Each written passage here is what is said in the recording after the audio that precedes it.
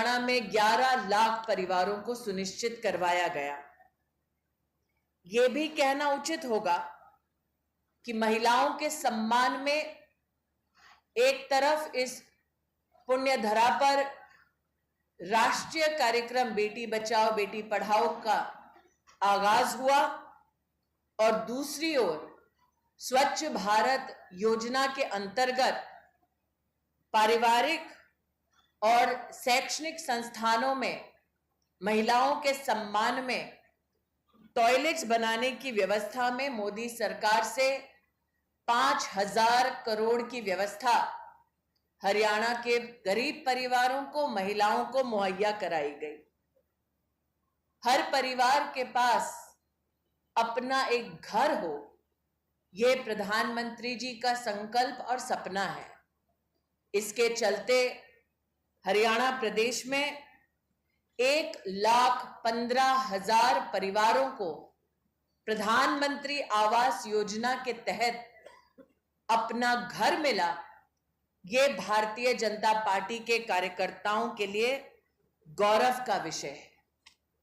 हरियाणा का किसान जुझारू, मेहनतकश और प्रगतिशील है। प्रगतिशील किसानों को प्रधानमंत्री किसान सम्मान योजना के अंतर्गत सालाना 6,000 रुपया मुहैया कराने वाली प्रधानमंत्री जी की ये योजना हरियाणा में 15 लाख किसान भाइयों तक पहुंची। आज नए संकल्पों के साथ जब हम एक बार फिर हरियाणा की जनता के सामने वोट का निवेदन करते हैं, तब इस बात को भी हम दोहराते हैं, याद दिलाते हैं कि पारदर्शिता से चलने वाली मोदी सरकार और प्रदेश की सरकार के समन्वय से अब तक हरियाणा के नागरिकों की जेब में डीबीटी के माध्यम से लगभग 74,680 करोड़ रुपया डीबीटी के माध्यम से हरियाणा के नागरिकों तक भाजपा की सरकार ने पहुंचाया है।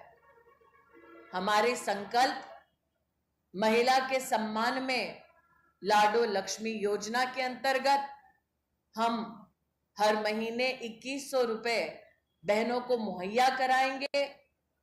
10 नए औद्योगिक शहरों का विकास कर युवा पीढ़ी को 5 लाख नौकरियां मुहैया कराएंगे। अव्वल बालिका योजना के अंतर्गत ग्रामीण क्षेत्रों में जो बेटियां विशेषतः उच्च शिक्षा के संस्थानों में जाना चाहती हैं, हम संकल्पबद्ध हैं कि उन्हें स्कूटर के माध्यम से आवागमन में, यातायात में सुविधा देंगे। इन संकल्पों के साथ हम प्रदेश की जनता के सामने नतमस्तक हो, विनम्रता पूर्वक उनका आशीर्वाद भारतीय जनता पार्टी के लिए, सरकार बनाने के लिए मांगने जा रहे हैं। इसी क्रम में आज मीडिया के बंधु पधारे, मैं उनका यहां आने के लिए आभार व्यक्त करती हूं।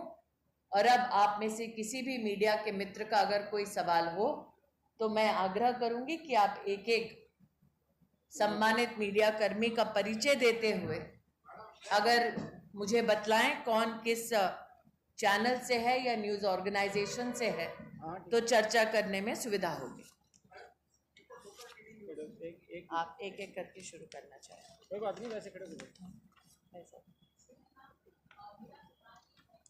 कांग्रेस कहती है कि दलितों की भागीदारी सुनिश्चित करती है वो, और वहीं पे बीजेपी जो है वो दलित हितैषी नहीं है। क्या कहेंगे आप? अगर कांग्रेस पार्टी इतनी दलित हितैषी है तो शैलजा जी को मुख्यमंत्री के कैंडिडेट के नाम पर घोषित क्यों नहीं करती?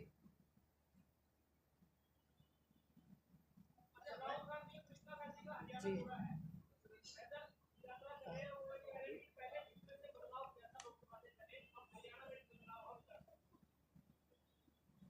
किसका है? एक सेकेंड, यहाँ से वो संचालन करेंगे तो भाई साहब आसानी होगी। आप किनका? राहुल गांधी और प्रियंका गांधी हरियाणा दौरे पर हैं और वो ये कह रहे हैं, राहुल गांधी, की लोकसभा से पहले उन्होंने पैदल यात्रा की थी, तब बदलाव हुआ था, तो अब फिर एक बार हरियाणा में वो विधानसभा चुनाव से पहले कुछ दिन पहले 3 दिन पहले मतलब 3 दिन की यात्रा पर आए, तो ये कह रहे हैं कि हरियाणा में पूरी तरह से बदलाव।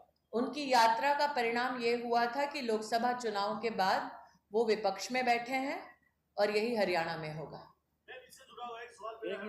एक एक अगर ये संचालित कर ले तो बेहतर। राजस्थान में आपने योजना आयुष्मान योजना जो स्वास्थ्य की है ये लॉन्च की, इसमें आपने 5 लाख का ट्रीटमेंट दे रहे हैं, लेकिन इसमें जो बीमारियों के पैकेज हैं वो इंक्लूड नहीं है।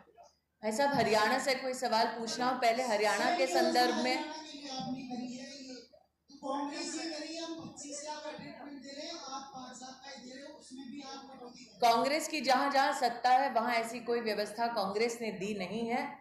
मैं पुनः कहती हूँ, हरियाणा में 82,000 लोग अब तक आयुष्मान भारत की 5 लाख रुपए की व्यवस्था ले चुके हैं। ये प्रमाण हमारे पास है। भाई साहब थोड़ा माइक ऐसे पकड़ेंगे तो सुनाई देगा जी। राहुल गांधी कहते हैं कि भारतीय जनता पार्टी छोटी पार्टी है, रिमोट से चलाते हैं। तो जो इंडिया अलायंस के जितनी भी छोटी छोटी पार्टियां हैं, क्या वो कांग्रेस द्वारा रिमोट द्वारा संचालित है? मुझे लगता है एक लोकतांत्रिक ढांचे में किसी भी राजनीतिक पार्टी का इस प्रकार से अपमान पॉलिटिकल एरोगेंस दिखाता है। दो तीन। Madam Devendra Sharma times. हाँ जी। आज जिस तरह से आज राहुल गांधी और प्रियंका गांधी हरियाणा दौरे पर आए हैं जी, वो 3 जिलों में लगभग 12 जो सीटें हैं उनको कवर करेंगे और उनका कहना है कि वो अब डायरेक्ट जो है जनता के लोगों के जेब में पैसा डालेंगे। सवाल क्या है? सवाल ये है कि वो कह रहे हैं कि सीधा उनके खाते में पैसा, उनके जेब में पैसा डालेंगे। आज भारतीय जनता पार्टी ने इस प्रेस वार्ता के माध्यम से पुनः आपको बतलाया है कि अब तक हरियाणा के नागरिकों की जेब में भाजपा की सरकार द्वारा 74,680 करोड़ रुपया डीबीटी के माध्यम से पहुंचाया जा चुका है। इसका प्रमाण भारतीय जनता पार्टी की सरकार दे सकती है। जहां कांग्रेस की सरकार है वहां पर खटाखट वादे तो बहुत हुए, लेकिन आज तक वादों की पूर्ति नहीं हुई। ऐसे वादों के चलते उन प्रदेशों में जहां पर कांग्रेस ने ये वादे किए, जनता की तिजोरी जरूर खाली हुई है।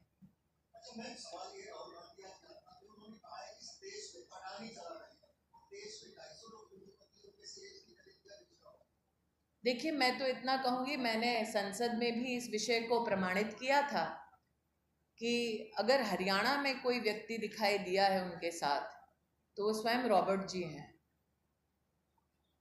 तो कोई ये बतला दे कि गौतम अडानी के साथ रॉबर्ट जी का वो चित्र क्या दर्शाता है।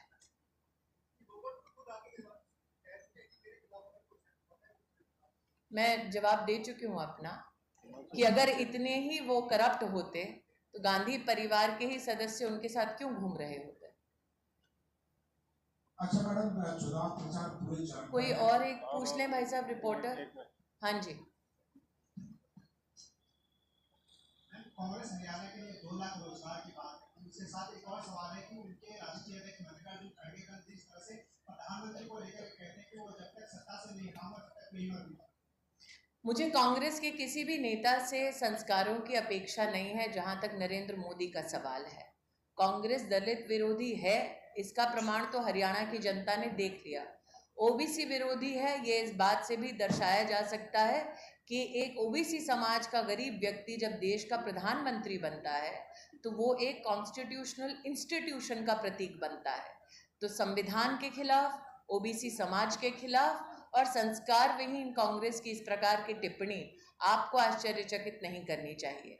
ये नरेंद्र मोदी के संस्कार का परिचय है कि उन्होंने इतनी तीखी टिप्पणी और इतने भद्दे शब्दों के बावजूद खड़गे जी को पूछकर उनका स्वास्थ्य जाना। राहुल गांधी दौरे पे उन्होंने किसानों को लेकर कहा है कि कांग्रेस पार्टी किसानों की देसी पार्टी है। देखिए, अगर आप हरियाणा में किसानों की बात करें तो भारतीय जनता पार्टी की सरकार के माध्यम से अब तक किसानों को हरियाणा में 12,500 करोड़ का कॉम्पनसेशन मिल चुका है और कांग्रेस के कार्यकाल का अगर आप कॉम्पनसेशन देखें तो वो मात्र 1100 करोड़ था। तो किसान का सच्चा हितैषी कौन? वो भारतीय जनता पार्टी जो 12,500 करोड़ रुपया किसान को देती है, या वो कांग्रेस पार्टी जो 1,100 करोड़ रुपया और उससे 1 रुपया ज्यादा किसान पर नहीं खर्चती। दूसरा, अगर आप एमएसपी का कंपैरिजन करें तो कांग्रेस के राज में गेहूं का एमएसपी 1350 रुपया होता था 2013-14 में, और अगर आप भारतीय जनता पार्टी का आंकड़ा देखें तो 2024 में आपको 2,275 रुपए का एमएसपी गेहूं का मिलेगा। तो हितैषी कौन? वो भाजपा जो 2,275 रुपए एमएसपी का देती है, या वो कांग्रेस पार्टी जो कम पैसा देती है और एमएसपी ऑपरेशन भी सक्सेसफुली नहीं करती है? जी मैडम, एक मिनट। हाँ बोलो।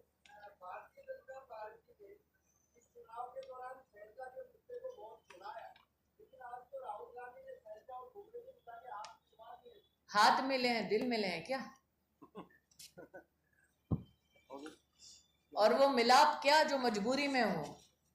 मैंने कहा ना, अगर दलितों की इतनी चिंता है तो शैलजा जी को सीएम कैंडिडेट घोषित कर दें, और अगर हाथ मिलने से दिल मिल चुके हों तो हुड्डा जी भी उसका समर्थन कर ही देंगे। वो महिला पूछ रही हैं।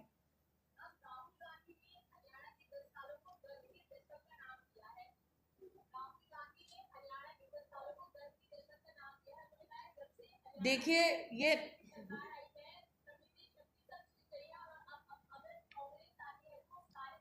दर्द का दशक राहुल जी के लिए शायद इसलिए हो क्योंकि पिछले 10 वर्षों में एक तरफ भारतीय जनता पार्टी की सरकार ने 74,680 करोड़ रुपया डीबीटी के माध्यम से प्रदेश की जनता की जेब में डाला है, लेकिन साथ ही 36 लाख फर्जी लाभार्थी भी पकड़े हैं। तो 36 लाख फर्जी लाभार्थी पकड़ने से कांग्रेस पार्टी को निश्चित रूप से दर्द हुआ होगा।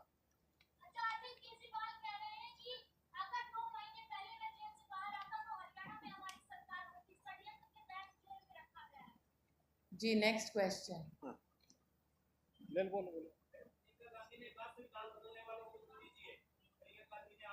कांग्रेस पार्टी थोड़ा मंथन कर ले कि जब उनकी सरकारें थी तो संविधान में कितनी बार अमेंडमेंट उन्होंने प्रपोज किया। अमेंडमेंट प्रपोज करने वाले तब सरकार के वो मुखिया थे जो उनके परिवार से थे। तो क्या जब उनके परिजनों ने देश की संसद में संविधान को अमेंड किया, उन्होंने संविधान की हत्या की क्या? और कोई क्वेश्चन है? ओके, धन्यवाद जी।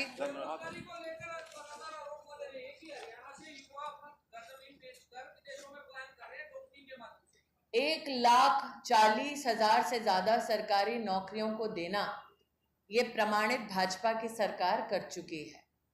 मुद्रा योजना के अंतर्गत और एमएसएमई के क्षेत्र में 1,60,000 से ज्यादा एमएसएमई के ऑपरेशंस यहां पर हरियाणा प्रदेश में चलना, ये इस बात को प्रमाणित करती है कि एक तरफ सरकारी नौकरी और दूसरी ओर स्वावलंबी हरियाणा के नौजवानों को समर्थन देने वाली भाजपा की सरकार किस प्रकार से उद्योग के मामले में, नौकरियों के मामले में अग्रसर है। मैं तो इतना ही कहूंगी कि हरियाणा का हुनर मात्र हरियाणा तक सीमित नहीं है, राष्ट्र को विश्व स्तर पर गौरव दिला रहा है। धन्यवाद।